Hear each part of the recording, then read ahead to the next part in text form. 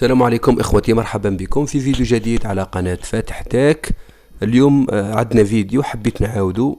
كاينين بزاف ما فهموهش مع انه جاب مشاهدات كبيرة، لكن انا ما قمتش بالعملية وشرحتها لكم شغل على المباشر من ديستريبيتير، ما صورت لكمش كيف درت العملية من بريدي موب. واليوم حبيت ندير لكم العمليه من بريدي موب ومن ديستريبيتير باه تكون سهله، لخاطرش العمليه هذه لو كان تعرفها الناس كل والفائده تاعها راح ما يستغناوش عليها. ميزه السحب بدون بطاقه، يعني حتى وماكش ترافد معك البطاقه راح تدير عمليه في بريدي موب تبعثها لاي احد يكون اون بان، يكون ما على باليش محتاج دراهم، يكون بعيد وما عنده حتى حاجه، بعث له فقط رقم السحب والكود اللي يجيك ميساج، راح يروح للديستريبيتير ويكليكي على الايقونه تاع السحب بدون بطاقه وراح يخرجوا له الدراهم، وانت اللي تحدد الدراهم في التطبيق.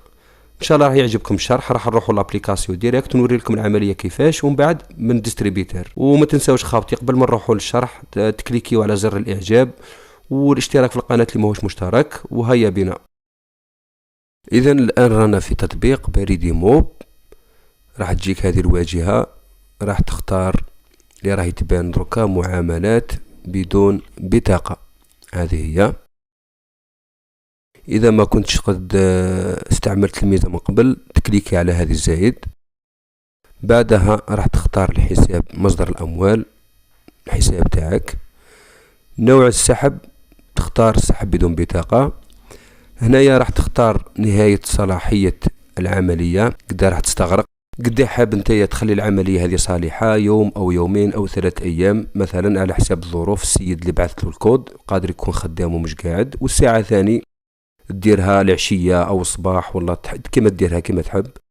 ودروكا راح تحدد المبلغ، لأنه في السحب بدون بطاقة السيد اللي راح يسحب أو أنت اللي راح تسحب ما تخيرش قديه لاصوم، تكون تخيرت ديجا وتخرج ديريكت.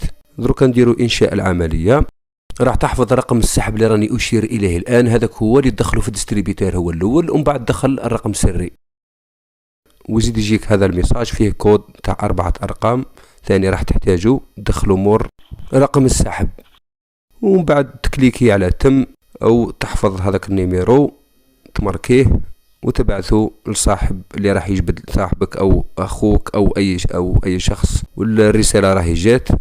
رقم التصريح راح يمدولك مخبي، ورقم سري راح يبان فيه 4 أرقام يبان كامل، ويعطيك لادات ثاني وقتاش تكمل. طريقة سهلة جدا.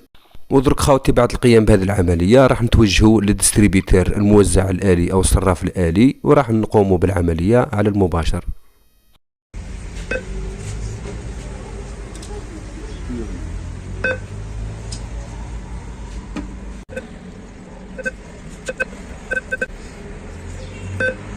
Welcome. Please enter your secret number.